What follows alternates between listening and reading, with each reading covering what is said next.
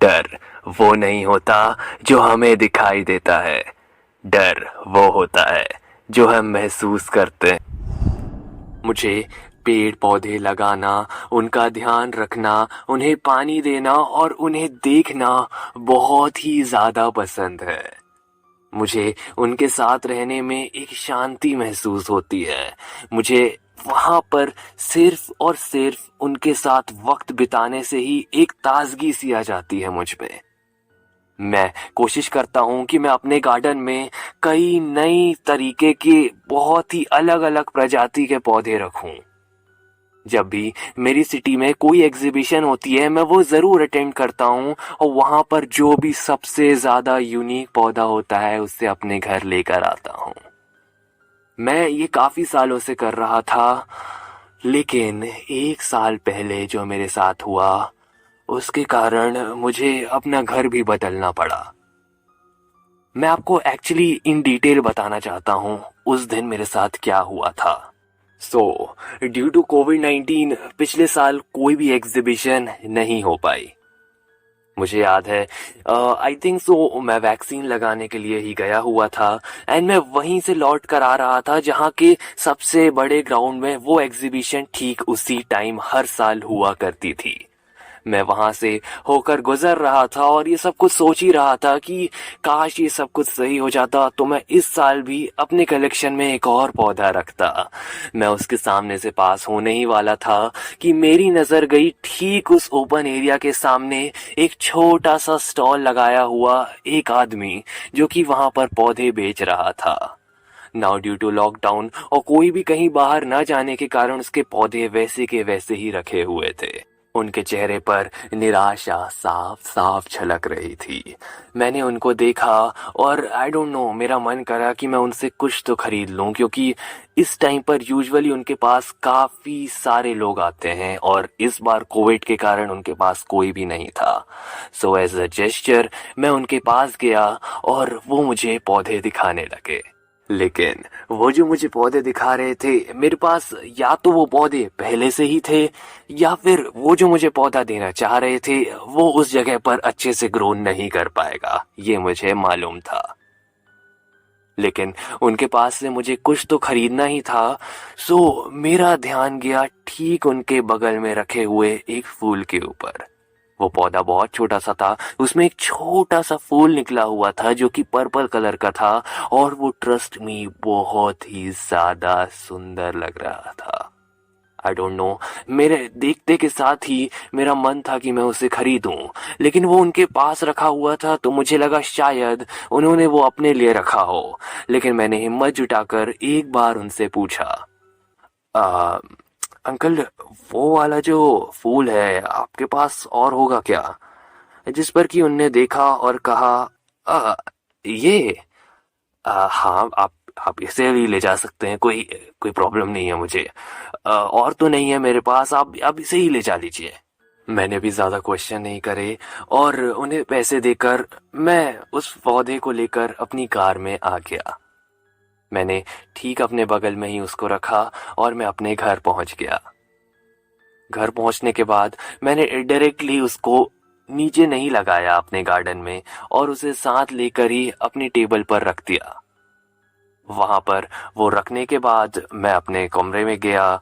मैं कुछ देर फ्रेश हुआ और मैं बाहर होकर आया।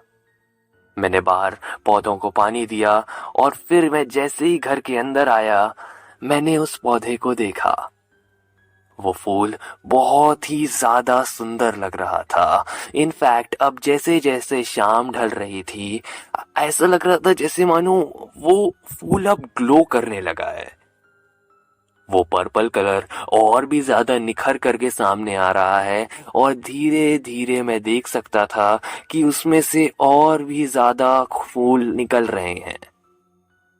मैं कुछ देर तक वहां पर बस उसको देखता ही रहा क्योंकि वो सच में इतना ज्यादा सुंदर था। कुछ देर बाद मैं उठा और अपना खाना खाने चला गया। मैंने अपना डिनर बनाया और उसके बाद मैं खाकर ड्राइंग रूम में नहीं आया बिकॉज मुझे वैक्सीन लगी थी और उसके बाद मैं सीधे सोने चला गया। मैं सोकर जब सुबह उठा और सामने वाले रूम में आया, मैंने उस पौधे को फिर से देखा। इस बार उसमें फूल थोड़े से आई थिंक सो बड़े लग रहे थे। ऐसा लग रहा था जैसे जो फूल अभी और निकलने वाला था वो भी अब बड़ा हो रहा है।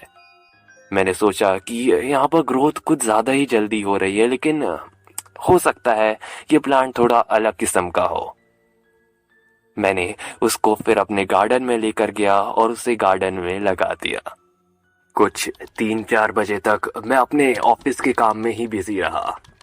मेरी मीटिंग कुछ 5 बजे खत्म हुई और मैं बाहर पौधों को पानी देने आ गया। मैं गार्डन में गया, मैं पौधों को पानी दे ही रहा था और मैं उस पौधे के पास आया जो मैंने अभी अभी खरीदा था। मैंने देखा वो पौधे में अब 1-2 फूल बाहर आ गए हैं। टू माय सरप्राइज सुबह तक सिर्फ एक ही फूल था और इतनी जल्दी इतनी सारी ग्रोथ मुझे थोड़ी सी वियर्ड लगी। मैंने उसमें भी पानी डाला और कुछ लगभग 5:30 बजे तक मैं फिर अंदर चला गया। मैं मूवी देखा एंड लगभग 8, 8:30, 9 बजे अपना खाना खाया एंड 10 बजे बिस्तर पर चला गया। मेरी नींद लगभग रात के 11, 11:30 बजे खुली। मुझे ऐसा लगा जैसे कई सारे लोग एक साथ कहीं पर जमा हैं और वो बात कर रहे हैं, जो कि उस सिनेरियो के हिसाब से बिल्कुल भी पॉसिबल नहीं था। हमारी सोसाइटी कोविड नॉर्म्स को लेकर बहुत ज़्यादा स्ट्रिक्ट थी और ये तो हो ही नहीं सकता था। अगर ये चीज़ पॉसिबल होती तो भी अगर कोई बहुत ही ज़्यादा बड़ी इमरजेंसी थी तभी।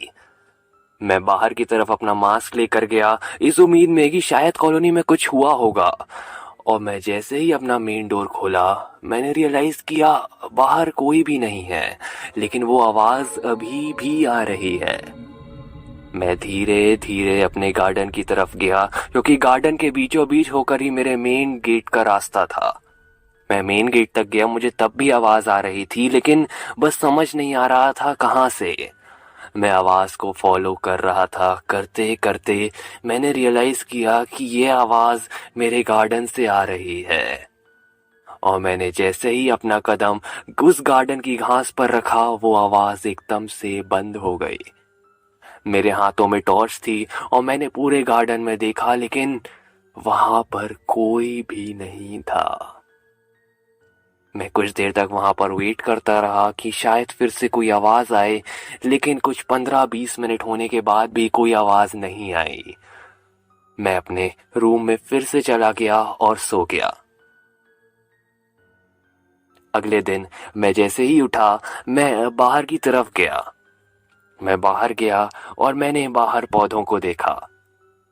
पौधे बिल्कुल वैसे ही थे जैसे मैंने कल रात को उन्हें देखा था, लेकिन जिस पौधे को मैंने नया नया खरीदा था उसमें फूल अब और भी ज्यादा आ चुके थे और वो पर्पल और भी ज्यादा डार्क हो चुका था।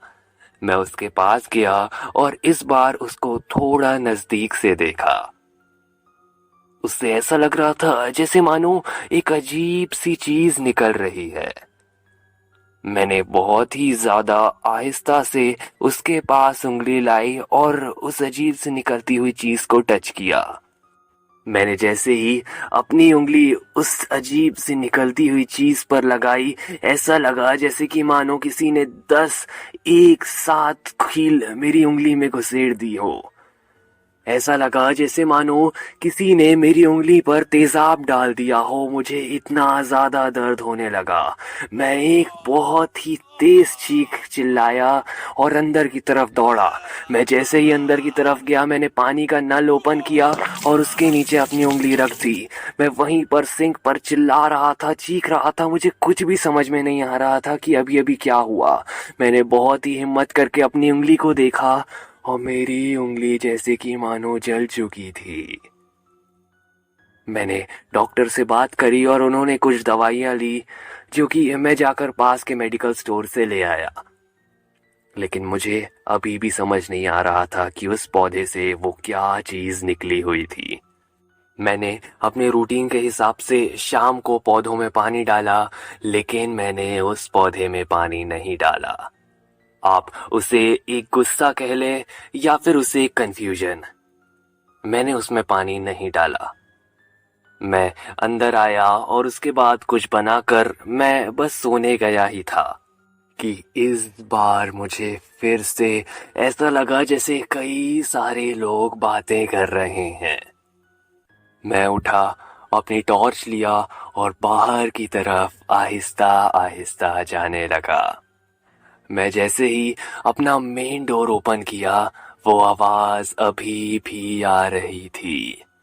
इस बार मैं घास तक नहीं गया और मैंने वहीं से फ्लैशलाइट दिखाई। वो आवाज अभी भी आ रही थी। मैं धीरे धीरे उस आवाज के पास गया और इस बार घास पर भी अपना पैर रखा, लेकिन आवाज अभी भी आ रही थी। मैं धीरे धीरे घास में चल रहा था। मेरे अगल बगल बहुत सारे पौधे थे, लेकिन मेरी आवाज जिसे मैं पीछा कर रहा था वो एक जगह आकर रुकी। वो और कोई नहीं, वही पौधा था। मैं नीचे बैठा और उस फ्लावर्स को फिर से एक बार देखा। उन फ्लावर्स में अब कई सारे फ्लावर्स आ चुके थे और भी ज्यादा डार्क पर्पल, और सब में से वही अजीब सी चीज निकल रही थी जिसे छूने के बारे में मैं अब सोचना भी नहीं चाहता। मैं उसकी आवाज साफ साफ सुन पा रहा था, जैसे कि वहीं पर अगल बगल सब लोग बातें कर रहे हैं। मुझे कुछ समझ नहीं आया। मैं डर चुका था और मैं अंदर की तरफ जाने लगा। मैं अंदर की तरफ जाने ही वाला था कि तभी ऐसा लगा जैसे किसी ने मुझे बुलाया है। उसने मेरा नाम लिया और मुझसे कहा, आज तुमने हमें पानी नहीं दिया। मैंने ये पहली बार किसी की एक अजीब सी आवाज सुनी थी जो कि ब्रोकन भी थी, लेकिन बहुत ही ज्यादा स्पष्ट भी थी। मैं पीछे मुड़ा। मेरे हाथों से ऐसा लग रहा था जैसे कि किसी भी पल लाइट नीचे गिर जाएगी, लेकिन मैंने बहुत ही ज्यादा हिम्मत करी और फ्लैश लाइट सीधे सीधे उस फूल पर मारी। मैं देख सकता था उस अंधेरे में भी एक अजीब सी धुंधली सी चीज थी जो कि मेरे सामने खड़ी हुई थी। मैंने अगल बगल देखा और वहां पर इनफैक्ट कई सारे लोग ऐसे ही खड़े हुए थे। मुझे कुछ भी समझ नहीं आ रहा था कि वहां पर क्या हो रहा है, और वो सब मेरी तरफ देखकर ऐसा लग रहा था जैसे हंस रहे हों। उनके हंसने की आवाज मेरे कानों में साफ साफ सुनाई दे रही थी। मैं दौड़कर अंदर जाने ही वाला था कि तभी मुझे ऐसा लगा जैसे किसी ने मेरे पैरों को पकड़ लिया है। मेरे पैरों को पकड़ने के बाद कोई मुझे अंदर गार्डन की तरफ खींच रहा है। मैं अपने पैरों पर देख सकता था कि जैसे कि कोई पेड़ की शाखा मुझे पकड़ी हुई है। वो मुझे अंदर की तरफ घसीट रही थी, लेकिन मैंने एक कॉर्नर को थामा हुआ था जो कि मुझे अंदर जाने से रोक रहा था। मैंने देखा वो शाखा और भी ज्यादा मेरे पैरों को अच्छी तरीके से ग्रिप में ला रही थी और मुझे अंदर खींचना चाह रही थी।